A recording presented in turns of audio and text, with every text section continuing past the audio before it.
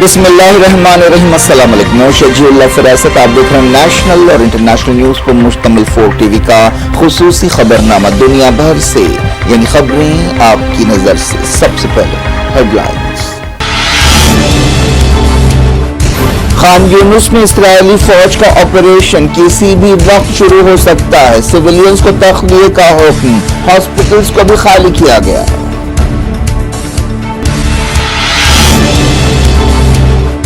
جائیں تو جائیں کہاں، مقامی لوگوں کا شکوہ۔ You N chief Antonio Guterres نے کہا غزہ میں کوئی جگہ محفوظ نہیں رہی۔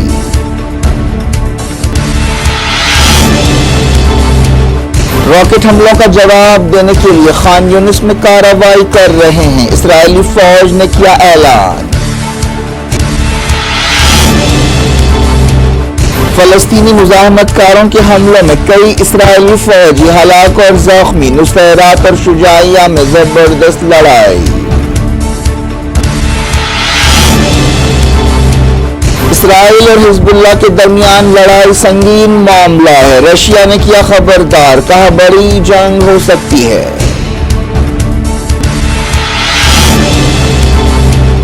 اتر پردیش کے ہاتھرس میں ستسنگ کے دوران بھگدڑ، 27 ہلاک، تحقیقات کے لیے آدتیہ ناتھ نے بنائی کمیٹی۔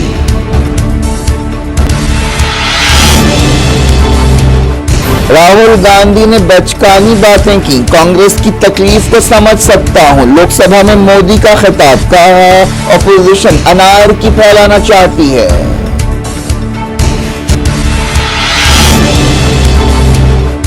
اسد اویسی نے لوک سبھا میں مسلمانوں کی کم نمائندگی کا مسئلہ اٹھایا، اکھلیش نے کہا یو پی میں تمام سیٹیں جیتیں تب بھی ای وی ایمز پر بھروسہ نہیں ہوگا۔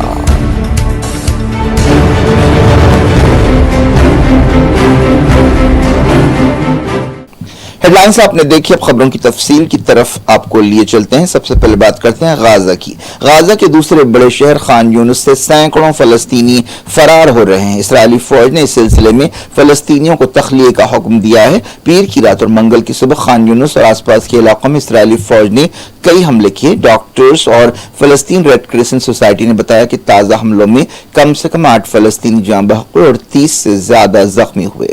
علاقے کے یورپین ہاسپٹل سے مریضوں اور میڈیکل سٹاف کو ہٹایا گیا۔ اسرائیلی فوج نے ہاسپٹل کے بارے میں کوئی حکم جاری نہیں کیا، لیکن ان مریضوں اور ہاسپٹل کے ڈاکٹرز کو ہٹایا گیا۔ یونائیٹڈ نیشنز کی ریفیوجی ایجنسی کے ایک عہدیدار نے سوال کیا کہ یہ لوگ کہاں جائیں گے، انہیں ایک مرتبہ پھر بے گھر ہونا پڑا ہے۔ خان یونس میں تخلیے کا حکم جاری کیے جانے کے بعد کہا جا رہا ہے کہ 24 گھنٹوں کے اندر اسرائیلی فوج دراندازی کر سکتی ہے۔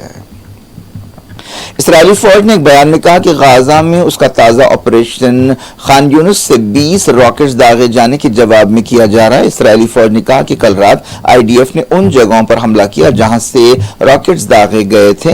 آئی ڈی ایف نے کہا کہ حماس عالمی قانون کی خلاف ورزی کر رہی ہے اور سویلین انفراسٹرکچر کا غلط استعمال کر رہی ہے۔ یہ بھی کہا گیا کہ حماس سویلین آبادی کا استعمال انسانی ڈھال کے طور پر کر رہی ہے۔ اسلامی جہاد کی فوجی شاخ نے پیر کو اسرائیل پر حملہ کیا تھا، یہ کئی مہینوں میں غزہ سے کیا گیا سب سے بڑا حملہ تھا۔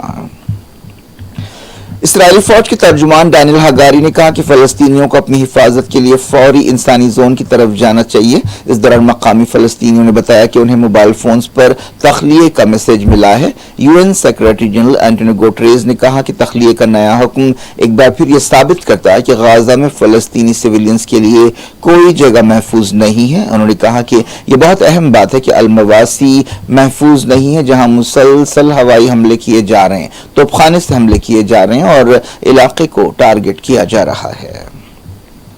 اسرائیلی فوج نے غزہ کی تکلیفوں کی علامت بن جانے والی ایک لڑکی ہند رجب کے والد کو ہلاک کر دیا ہے۔ ایک رپورٹ میں کہا گیا کہ ہند کی ماں کو ایک پیغام ملا ہے کہ ان کے شوہر اسرائیلی حملے میں جاں بحق ہوئے ہیں۔ 29 جنوری کو یہ خاندان تل الحوا علاقے سے فرار ہو رہا تھا جب اس پر فائرنگ کی گئی تھی۔ اس کے بعد سے ہند فلسطین کی تکلیفوں کی علامت بن گئی تھی۔ ہند کی عمر 6 سال ہے۔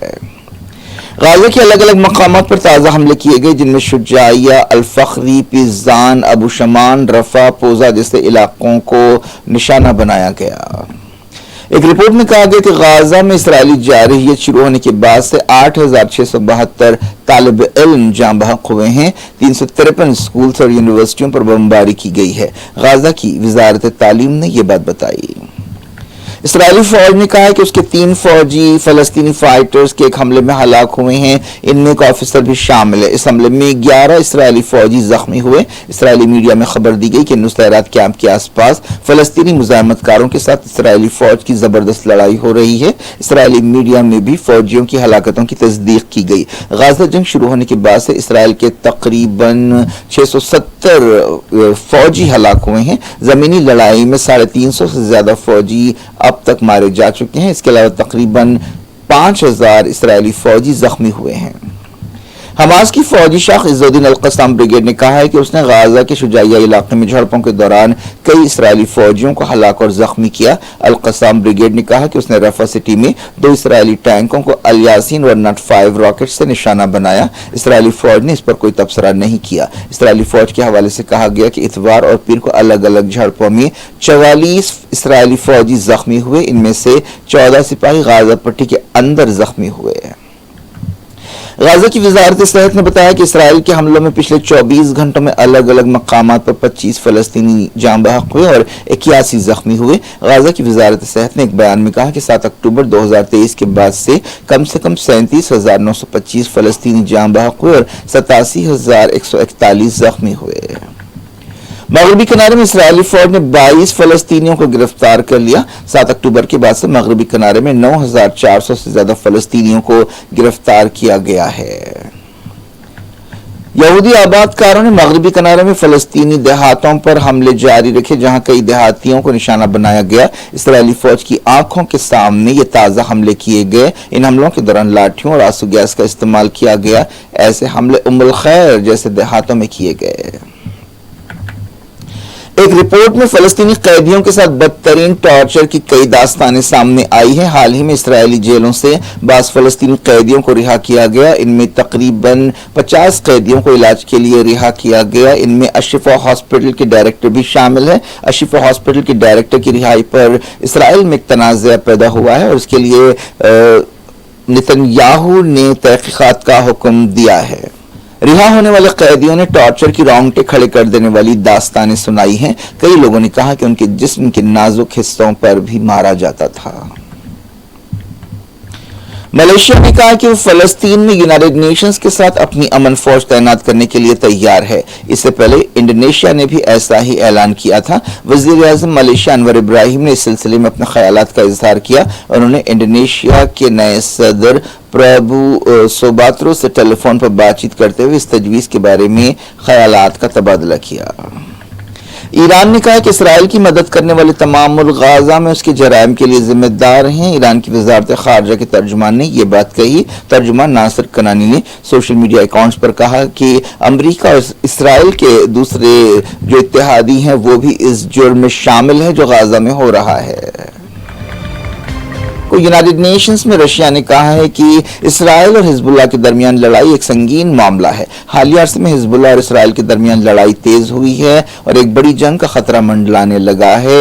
اس سے پہلے بھی 8 اکتوبر سے جھڑپیں ہو رہی تھی لیکن حالیہ دنوں میں جھڑپیں تیز ہو گئی ہیں. یونائیٹڈ نیشنز میں رشیا کے سفیر ویزلی نبنزیا نے عرب میڈیا سے بات چیت کرتے ہوئے امید ظاہر کی کہ دونوں فریق سنگینی کو محسوس کریں گے. انہوں نے افغانستان میں عورتوں کے حقوق اور حالت کو بہتر بنانے کے بارے میں ماسکو اور طالبان کے درمیان بات چیت آگے نہ بڑھنے پر افسوس کا اظہار کیا.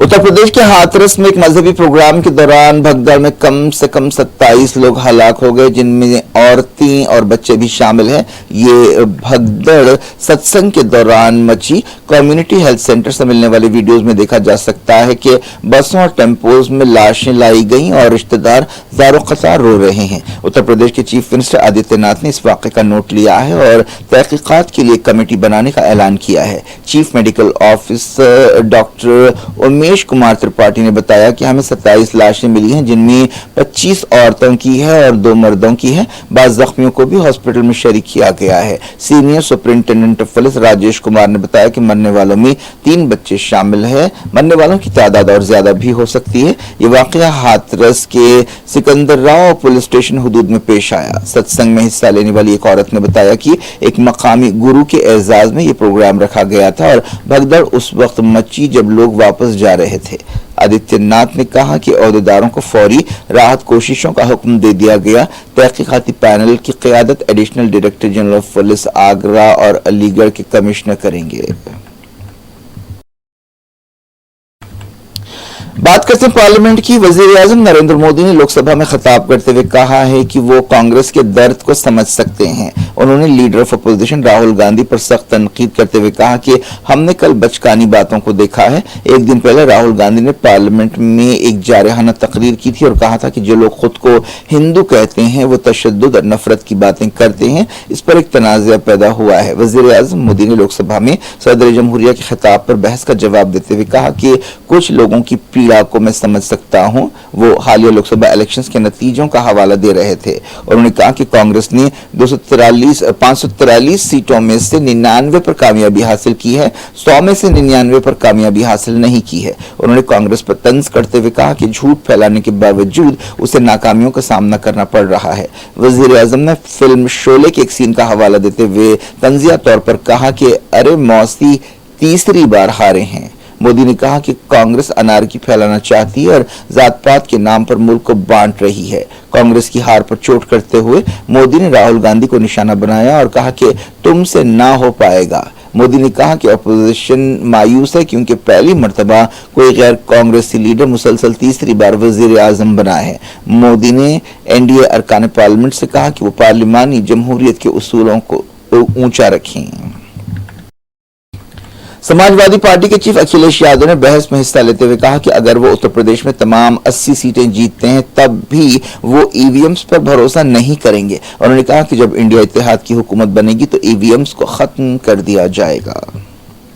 सदर मजलिस और हैदराबाद के रुकन पार्लियामेंट असदुद्दीन ओवैसी ने लोकसभा में खिताब करते हुए ऐवान में मुसलमानों की कम नुमाइंदगी का मसला उठाया। उन्होंने डेटा का हवाला देते हुए कहा कि ऐवान में सिर्फ 4% की नुमाइंदगी है, जबकि मुल्क में मुसलमानों की आबादी 14% है। ओवैसी ने कहा कि 4 जून को इलेक्शंस के नतीजे सामने आने के बाद से 6 मुसलमानों को मॉब लिंचिंग में मारा गया और 11 घरों पर बुलडोजर चलाया गया। उन्होंने हिमाचल प्रदेश में एक मुसलमान की दुकान में तोड़फोड़ का भी मसला उठाया। हैदराबाद के रुकन लोकसभा ने कहा कि कई पार्टियों के लिए मुसलमान सिर्फ वोट देने के लिए हैं। उन्होंने सेक्युलर पार्टियों पर तनकीद करते हुए कहा कि लफ्ज मुसलमान उनके लिए जुर्म बन गया है।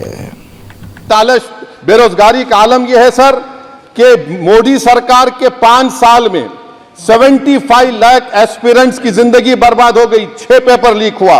बेरोजगारी का आलम यह है सर कि रशिया जा रहे हैं, वहां जाकर अपनी जानों को दे रहे हैं। बेरोजगारी का आलम यह है कि नरेंद्र मोदी रोजगार का कैंप चलाती है नौजवानों के लिए कि तुम इजराइल में जाकर काम करो, उनको कैनन फॉडर बना रही है ताकि फलस्तीनियों की जायदादों को हड़प कर सके। ये भी कंक्लूड कर। अरे सर मेरा टाइम है। कहां टाइम है सर? आप ये टाइम ले लिया मेरा। सर मैं 2 मिनट दीजिए। ये विश्वगुरु की पॉलिसी है। इजराइल को 27 टन हथियार जा रहा है। 9 मिलियन भारत के लोग गल्फ में काम करते हैं। क्या असर पड़ेगा? 47,000 इजरायली फलस्तीनी मार चुके हैं। क्या है हमारी पॉलिसी सर? क्यों हथियार दे रहे हैं सर? नस्ल कशी हो रही है। सदर जमहूरिया के खुतबे में राष्ट्रपति के सर मैं इसी पे बोल रहा हूं सर। इसमें लिखा हुआ है फॉरेन पॉलिसी के ऊपर, आप पैराग्राफ नंबर 25 देख लीजिए। सदर जमहूरिया में सैचुरेशन अप्रोच है। क्यों नहीं मोदी सरकार माइनॉरिटीज को फ्री स्कॉलरशिप को डिमांड करती है सर? उसको आपने बजट कम कर दिया। सर बनारस का बुनकर 18 महीने से मंडी का शिकार है, सूरत और बेंगलुरु जा रहा है। सर आखिरी बात कंक्लूड कर रहा हूं, आखिरी बात सर, पनून केस में निखिल गुप्ता, मोदी ने कहा था कि हम घर में घुसकर मारा, तो निखिल गुप्ता को किसने ऑर्डर दिया था पनून को मारने का? अगर नहीं दिया तो उसको बचाइए, और अगर दिया नहीं तो फिर उस पर पीएमएलए क्यों नहीं लगाते? सर समाप्त करो। कमेटी बनाई आपने, उसका क्या हुआ? सर हम एससीओ को नहीं जा रहे। सर मैं आपको बता रहा हूं कि मैं अपनी इस तकरीर को टीपू सुल्तान की नजर, सुनिए सर, अब हो गया खत्म कर रहा हूं सर। मैं अपनी तकरीर को टीपू सुल्तान की नजर कर रहा हूं। ये टीपू सुल्तान की फोटो है। क्या आप इससे भी नफरत करेंगे? सर, ये संविधान में टीपू सुल्तान की फोटो है जिस पर वल्लभ भाई पटेल ने साइन किया, श्यामा प्रसाद मुखर्जी ने साइन किया। ये आपकी नफरत है। सर, आखिर में मैं अपनी बात को खत्म कर रहा हूं इस शेर पर कि क्या दिन दिखा रही है सियासत की धूप छांव। जो कल सपूत थे वो कपूतों में आ गए, थे इस कदर अजीम के पैरों में ताज थे, इतने हुए जलील के जूतों में आ गए। बहुत बहुत शुक्रिया सर। आसाम में सैलाब की सूरत हाल नाजुक बनी हुई है। सैलाब से 19 जिलों के 6 लाख से ज्यादा लोग मुतासर हुए हैं। पिछले 24 घंटों में 2 मौतें हुई हैं। इसके साथ ही रियासत में मरने वालों की तादाद 36 हो गई है। चीफ मिनिस्टर हेमंता बिस्वा शर्मा ने मुतासरा इलाकों का दौरा किया। इस दौरान इंडियन एयरफोर्स ने जो इमदादी सरगर्मियों में मसरूफ है 13 लोगों को बचाया। क्या कुछ हो रहा है आपकी दुनिया में, आखिर में हेडलाइंस दुनिया भर से एक बार फिर देखते हैं। खान यूनुस में इस्राएली फौज का ऑपरेशन किसी भी वक्त शुरू हो सकता है। सिविलियंस को तख्लिए का हुक्म, हॉस्पिटल्स को भी खाली किया गया।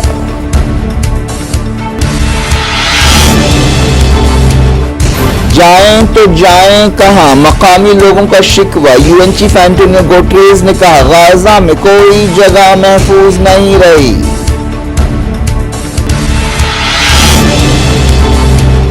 रॉकेट हमलों का जवाब देने के लिए खान यूनिस में कार्रवाई कर रहे हैं, इस्राएली फौज ने किया ऐलान। फलस्तीनी मुजाहमतकारों के हमलों में कई इस्राएली फौजी हलाक और जख्मी। नुसैरात और शुजाइया में जबरदस्त लड़ाई।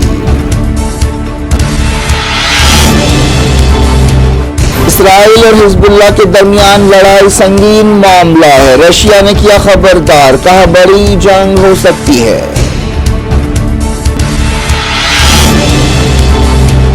उत्तर प्रदेश के हाथरस में सत्संग के दौरान भगदड़, 27 हलाक। तहकीकात के लिए आदित्यनाथ ने बनाई कमेटी।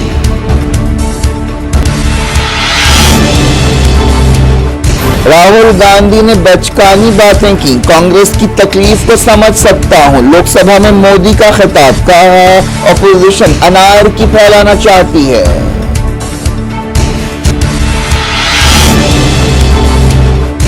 असद ओवैसी ने लोकसभा में मुसलमानों की कम नुमाइंदगी का मसला उठाया। अखिलेश ने कहा यूपी में तमाम सीटें जीतें तब भी ईवीएम्स पर भरोसा नहीं होगा।